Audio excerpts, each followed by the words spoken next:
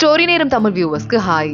இன்னைக்கு இந்த வீடியோல பவர்ஃபுல் பிரின்ஸோட 7வது எபிசோட்ல என்ன ஆக போகுது அப்படின்னு தான் பார்க்க போறோம். லாஸ்ட் எபிசோட்லயே மிங்சுக்கு ஒரு மாப்பிளைய பார்த்து தானியாவோட அப்பா கிட்ட சம்மதம் வாங்கியிருந்தான் ஜியாங்ஷு. அதோட தான் முடிஞ்சது.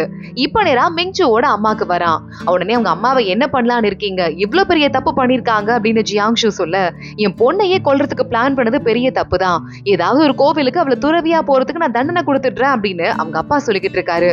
ஜியாங்ஷு பாக்குறான், என்ன கல்யாணம் பண்ணிக்க போற ஒரு பொண்ணுக்கு இப்படி சாதாரண தண்டனை கொடுத்தா அது என் மனசு ஏத்துக்காது, அது எனக்கு ரொம்ப பாதுகாப்பு குறை இருக்க மாதிரி தெரியுது. கோயிலுக்கு சாமியார அனுப்புங்க, ஆனா பக்கத்துல அனுப்பாதீங்க. உங்க தம்பி ஒருத்தர் பக்கத்து ஊரை ஜெயிச்சிருக்காருல, அந்த ஊருக்கு அனுப்பிடுங்கன்னு ரொம்ப தூரத்துல காட்டுல இருக்கிற ஒரு கோயிலுக்கு அனுப்ப சொல்லி ஏற்பாடு பண்ணிடுறான். என்ன பண்றதுன்னு சொல்லிட்டு தானியாவோட அப்பா ஒரு நிமிஷம் யோசிக்கிறாரு. நான் சொல்றது கரெக்ட் தானே மாமா அப்படின்னு ஜியாங்ஷு கேட்க, என்னது மாமா நான் சொன்னீங்க என்ன பார்த்து, மாப்பிள்ள நீங்க என்ன சொன்னாலும் கரெக்ட் தான், அப்படியே பண்ணிடுறேன் அப்படின்னு சொல்லிடுறாரு. ஜியாங்ஷு அங்க இருந்து கிளம்ப தானியா கிட்ட வேலைக்கார பொண்ணு வரா.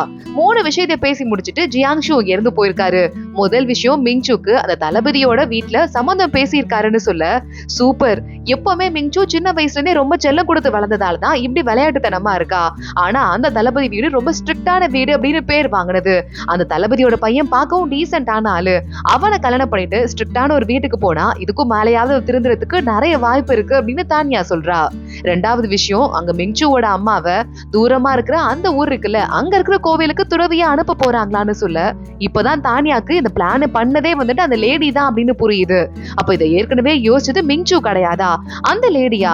அது அப்பா என்கிட்ட சொல்லவும் இல்ல, அமைதியா வச்சிருந்தாரு. இப்போ அவ்வளவு தூரம் அனுப்புற தண்டனையை கண்டிப்பா அப்பா கொடுத்துக்கிறதுக்கு வாய்ப்பே இல்ல. இது கண்டிப்பா ஜியாங்ஷுவோட வேலையா தான் இருக்கும் தானியா கண்டுபிடிச்சிடுறா. வேலைக்கார பொண்ணுங்க இருந்தாலும் உங்க மேல அவருக்கு ரொம்ப அக்கறை தான். கல்யாணத்துக்கு முன்னாடியே எவ்வளவு கேரா இருக்காரு பாத்தீங்களா அப்படின்னு சொல்ல, லைட்டா தானியா வைக்கப்பட்டு இருக்கா. அம்மா 3வது விஷயம் என்னன்னு தானியா கேட்க, உங்க கல்யாண தேதியை குறிச்சிட்டு போயிருக்காரு அப்படின்னு சொல்லவும் தானியா சிரிக்க ஆரம்பிக்கிறா. இங்க கல்யாணத்துக்கு சீதனம் எல்லாம் கொடுப்பாங்கல்ல, டவுரி, பையன் வீட்டுல இருந்து பொண்ணுக்கு, அதுக்காக பெட்டி பெட்டியா எக்கச்சக்கமான டவுரி வந்து இறங்குது. தானியாவும் அவங்க அப்பாவும் பாத்துக்கிட்டு இருக்காங்க. அதுல இருக்கிறதெல்லாம் அனௌன்ஸ் பண்றாங்க. இவ்வளவு டவுரியா, நல்ல கிராண்டா பயங்கர சூப்பரா கல்யாணம் நடக்க போகுது போல அப்படின்னு ஊரே பேச ஆரம்பிக்குது.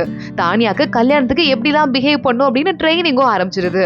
இந்த மாதிரி உட்காரணும், இதை பண்ணணும், அதை பண்ணணும்னு ஒவ்வொன்னா அவளுக்கு பார்த்து சொல்லி கொடுத்துட்டு இருக்காங்க. கரெக்டா அன்னைக்கு நைட்டே இந்த மிங்சுவோட அம்மாவை ஒரு வண்டியில ஏத்தி, இந்த ஊர்ல இருக்க வேண்டாம், இங்க இருந்து போங்க துறவியா அப்படின்னு அமுச்சு விட்டுறாங்க.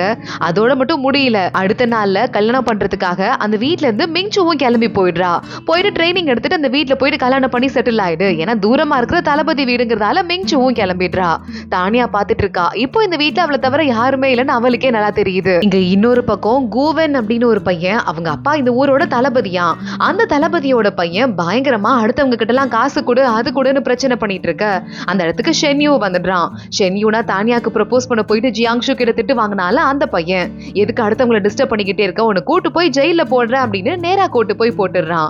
அந்த பையன் உடனே, என் அப்பா யாருன்னு தெரியாம பேசிக்கிட்டு இருக்க, இப்பவே என்ன ரிலீஸ் பண்ணுன்னு சொல்ல, உன் அப்பா யாருன்னு தெரிஞ்சுதான் உனக்கு கொண்டு வந்து இங்க போட்டிருக்கோம், எக்ஸாம்ல பாஸ் பண்ண ஆளா நீன்னு ஊர் பொறுக்கிட்டு இருக்க, உங்க அப்பா கனெக்ஷனை யூஸ் பண்ணி உனக்கு அதிகாரி பதவி வாங்கி கொடுத்திருக்காரு, உன்னை கட்டி போட்டிருக்கேன்ல, வாய் மூடிட்டு சும்மா இரு, இல்ல உனக்கு சூடு வச்சே உனக்கு கொன்னுருவேன் அப்படின்னு ஷென்யூ மிரட்ட ஆரம்பிக்க, அந்த பையன் பயந்துட்டு கத்த ஆரம்பிக்கிறான். அடுத்த நாள் அரண்மனையில அந்த பையனோட அப்பா கிட்ட வந்துட்டு, அரண்மனையில எல்லாரும் ராஜாவும் இருக்கும் போது நம்ம ஜியாங்ஷு அந்த பையனை கூப்பிட்டு கொஞ்சம் விசாரணை பண்ணோம். அந்த பையன் பண்ணதெல்லாம் ஒத்துக்கிட்டான். அவனுக்கு வந்து படிப்பும் வரல, ஒரு மண்ணும் வரல, கொஞ்சம் கனெக்ஷன் எல்லாம் பிடிச்சு அந்த பையன் எக்ஸாம்ல பாஸ் ஆனது மாதிரி இந்த மந்திரி பண்ண வச்சிட்டு இருக்காருன்னு சொல்ல, ராஜா அப்படியான்னு கேட்க, தெரியாம தப்பு பண்ணிட்ட ராஜா, என்ன மன்னிச்சிருங்க அப்படின்னு இந்த மந்திரி காலில் விழுந்து கெஞ்ச ஆரம்பிக்கிறான். இதெல்லாம் பார்க்கும்போது பயங்கர கடுப்பா இருக்கு. தானியாவோட பெரியப்பான ஒருத்தர் தத்து அப்பா இருக்காருல, அவருக்கு ரொம்ப கடுப்பா இருக்கு. இதுல இந்த அதிகாரியோட பதவியை வர ராஜா புடுங்கிட்டுறாரு. என்ன மன்னிச்சிருங்க மன்னிச்சிருங்க அப்படின்னு சொல்லிட்டு மறுபடியும் இந்த மினிஸ்டர் கெஞ்சிக்கிட்டு இருக்க, இது பத்தி இன்னும் விசாரிக்கிறதுக்கு எனக்கு பெர்மிஷன் வேணும் அப்படின்னு ஜியாங்ஷு கேக்குறான். நீ விசாரிக்கலாம், இவரை கூப்பிட்டு ஜெயில போடுங்க அப்படின்னு சொல்லிட்டு அனுப்பிட, அந்த தத்து அப்பா பெரியப்பாக்கு செம்ம கடுப்பா இருக்கு. ஜியாங்ஷுவை முறைக்க ஆரம்பிக்கிறாரு. இந்த கல்யாணம் நடக்க கூடாது அப்படின்னு நினைக்கிறாரு. அந்த பெரியப்பா வந்துட்டு இருக்கும் போது அவர்கிட்ட வேலை பாக்குற ஒருத்தர் இருக்கான். அந்த பையன் நேரா அங்க வந்துடுறான். இப்ப என்ன பண்ணலாம் நீங்க நினைக்கிறீங்க, நீங்க வேற வந்துட்டு முக்கியமான ஒரு ஆள் சப்போர்ட்டர் அவர் இருந்தார் அந்த மினிஸ்டர். இப்ப அந்த மினிஸ்டருக்கும் ஜியாங்ஷுவால பதவி போயிருச்சு, நமக்கு சப்போர்ட் பண்றதுக்கு ஆளுங்க கம்மி ஆயிட்டே இருக்காங்க, என்ன பண்றதுன்னு கேட்க, உடனே இந்த பெரியப்பா யோசிக்க ஆரம்பிக்கிறாரு. இந்த பையனும் தானியாவும் கல்யாணம் பண்ணிக்க கூடாது, கல்யாணம் பண்ணா கண்டிப்பா நமக்கு பெரிய ஆபத்து வர மாதிரி இருக்கு, இந்த வேலையை நீ பாத்துக்கோ அப்படின்னு அந்த பையன் கிட்ட சொல்ல, அவனும் ஓகே அப்படின்னு சொல்லிட்டு அங்க இருந்து கிளம்புறான். இங்க தானியா கிட்ட அழகழகா ஜுவல்லரி எல்லாம் கொண்டு வந்து வச்சுட்டாங்க. எந்த ஜுவல்லரி எதுக்கு செட் ஆகும் அப்படின்னு பார்த்து ஒவ்வொன்னா தானியா எடுத்து வச்சுட்டு இருக்கா. அதை அதெல்லாம் வைக்கும் போதே மீனா அங்க வந்துடுறா. இங்க பாருண்டி, உனக்கு இப்ப கல்யாணம் ஆக போகுது, நம்ம 2 பேரும் அப்புறமா வெளியே அடிக்கடி போக முடியாது, ரொம்ப மிஸ் பண்ணுவோம். அதான் அந்த யூவோட கிளப் இருக்குல்ல, அங்க போயிட்டு வரலாமா யாருக்கும் தெரியாமன்னு கேட்க தானியா உடனே நம்மள மாதிரி குடும்பத்து பொண்ணுங்கலாம் அங்க போக கூடாதுடி, அறிவு இருக்கா இல்லையா அப்படின்னு திட்ட ஆரம்பிக்கிறா. இது ஒண்ணும் மோசமான கிளப்லாம் இல்லடி, பசங்க பொண்ணுங்கலாம் வருவாங்க, ஜாலியா பார்ட்டி பண்ணிட்டு கிளம்பி போயிருவாங்க, அவ்வளவுதான், தப்பாலாம் எதுவும் நடக்காது. பெரிய குடும்பத்து பொண்ணுங்களே நிறைய பேரு யாருக்கும் தெரியாம போயிட்டு இருக்காங்க, எனக்கு தெரியாதுன்னு நினைச்சிட்டு இருக்கியா? அதுவும் அங்க ஒரு பொண்ணு இருக்கா இல்ல, மியூசிக் வாசிக்கிற பொண்ணு, ரொம்ப வந்துட்டு அடுத்தவங்களை மயக்கிற காலையில பெரிய ஆளு, அவ மியூசிக்ல ரொம்ப திறமையான ஆளா, உனக்கு டவுட் இருந்தா கூட போய் கேட்டுக்கலாம்னு சொல்ல தானியா பாக்குறா. அதாவது நான் எப்படி வந்து என் புருஷனை மயக்கிறதுன்னு உங்ககிட்ட போய் கேட்டு கத்துக்கணுமா அப்படின்னு கேட்டுட்டு இருக்கா. மீனா உடனே பண்ணி அதை மட்டும் தான் காதுல வாங்கினியா? நான் சொல்ல வந்தது, நீ நினைச்சனா மியூசிக்ல டவுட் இருக்குல்ல, அதை போய் கேட்டுக்கலாம்னு சொல்ல வந்தேன். இன்னைக்கு போலாமா, லாஸ்ட் டைம் நமக்கு சான்ஸ் கிடைச்சிருக்குன்னு சொல்ல ஓகே அப்படின்னு தானியாவும் சொல்லிடுறா. தானியா மீனா 2 பேருமா கிளம்பி அந்த கிளப்புக்கு போயிடுறாங்க. போகும்போதே அந்த பொண்ணு டான்ஸ் பண்ணிக்கிட்டு இருக்கா. மீனா அவளோட அண்ணா இருக்கான் வீட்டுல, அவனை கூட்டி தாஜா பண்ணிட்டு தான் வந்துட்டு இருக்கா. 2 பேரும் முகத்தை மூடிட்டு இருக்காங்க. அடுத்து தனியா பிரைவேட்டா ஒரு ஏரியா இருக்கு, அங்க போய் உட்காந்துக்கிறாங்க. யாராவது கண்டுபிடிச்சிட்டா என்ன பண்றதுன்னு தானியா கேட்க, அதான் நம்ம முகத்தை மூடி இருக்கோம்ல, எவன் நீ கண்டுபிடிக்க போறான் அப்படின்னு சொல்லிட்டு மீனா பேசிக்கிட்டு இருக்கா.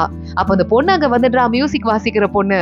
நம்ம மீனாக்கு காஃபி ஊத்துற மாதிரி ஊத்திட்டு தானியா கிட்ட போயிட்டு கொஞ்சம் தனியா பேசலாமா அப்படின்னு தானியாவை ரூம்குள்ள கூட்டு போயிடுறா. தானியா உள்ள போய் உட்கார்றா.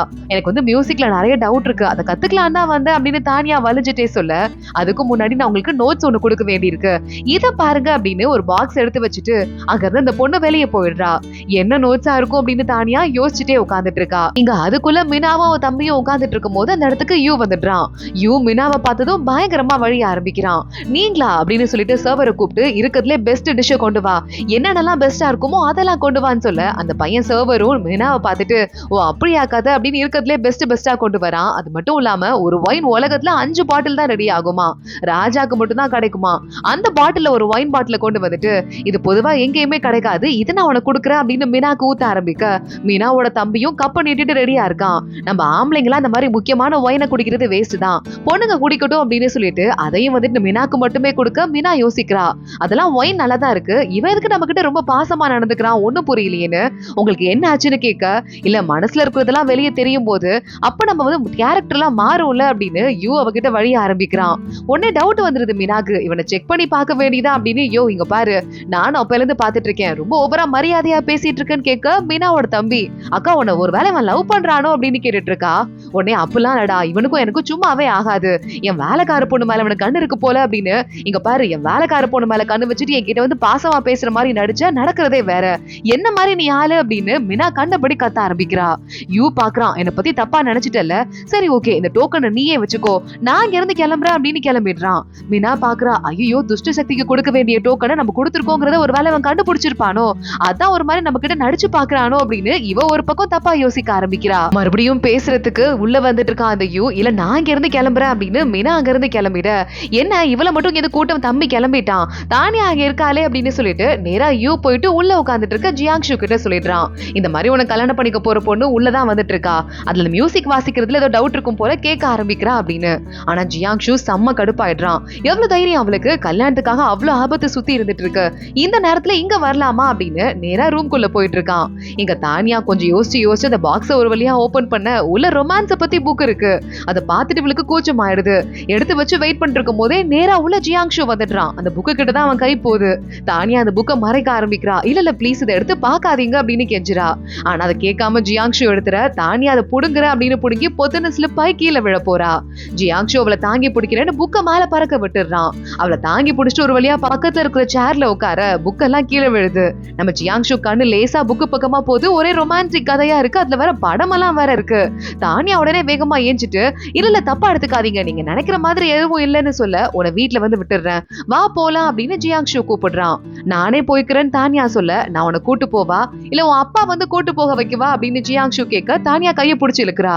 இல்ல நீங்களே கூட்டு போங்கன்னு. ஜியாங்ஷு சிரிச்சுட்டு கூட்டு போயிட்டு இருக்கான் நடக்க வச்சே. பெரிய இளவரசன், வண்டி இல்லனா கூட பரவாயில்ல, ஒரு குதிரை கூடவா இருக்காது, நடக்க வச்சே கூட்டு போறாரு பாருன்னு திட்டிக்கிட்டு இருக்க. இப்ப ஏதோ சொன்ன மாதிரி இருக்கு அப்படின்னு ஜியாங்ஷு கேக்குறான்.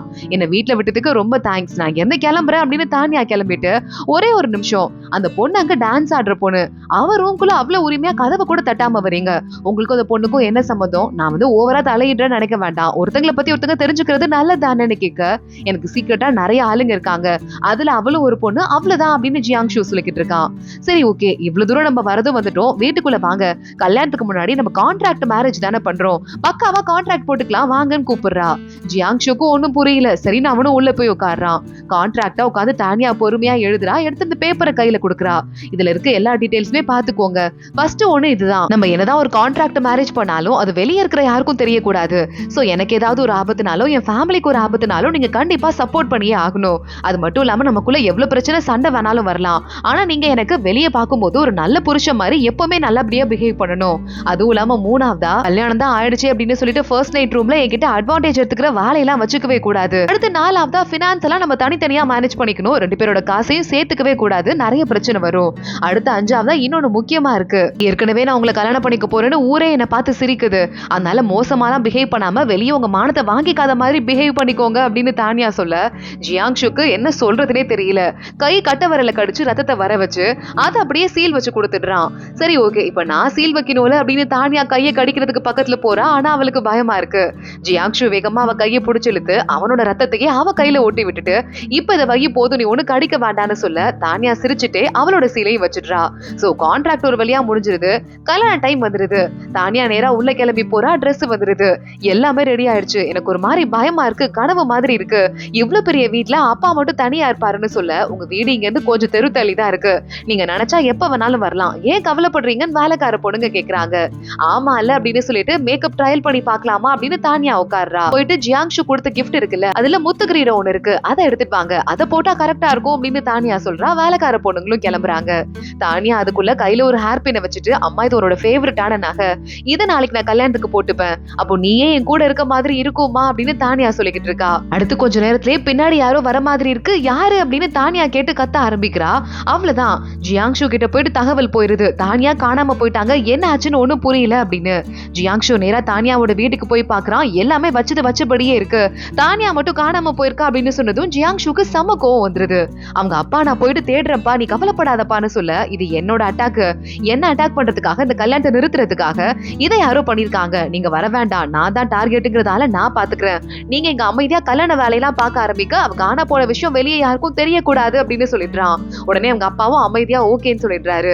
ஜியாங்ஷு நேரா கிளம்புறான். அவன் போய் தேட ஆரம்பிக்கும் போதே கரெக்டா வண்டியோட தடையும் இருக்கு, அதை வச்சுதான் தேடி போயிட்டு இருக்கான். ஆனா அவன் அப்படியே அடிச்சு கொள்றதுக்கு நிறைய ஆளுங்க வந்துட்டு இருக்காங்க. அங்க இன்னொரு பக்கம் பார்த்தா நம்ம தானியாவை கடத்தி ஒரு வண்டியில போட்டுட்டு ஆளுங்க கூட்டு போயிட்டு இருக்காங்க. மயக்கத்துல அந்த தானியா எஞ்சிடுறா. எனக்கு காப்பாத்துங்க காப்பாத்துங்க அப்படின்னு கெஞ்ச ஆரம்பிக்கிறா. ப்ளீஸ் என்ன விட்டுருங்க அப்படின்னு. அதோட தான் இந்த எபிசோட் முடியுது. அடுத்து என்ன ஆக போது தொடர்ந்து பார்க்கலாம். இந்த வீடியோவை லைக் பண்ணிக்கோங்க, மறக்காம நம்ம சேனலுக்கு சப்ஸ்கிரைப் பண்ணிட்டு பெல் ஐக்கானையும் கிளிக் பண்ணிக்கோங்க. அடுத்த வீடியோல பார்க்கலாம். அது வரைய பாய்.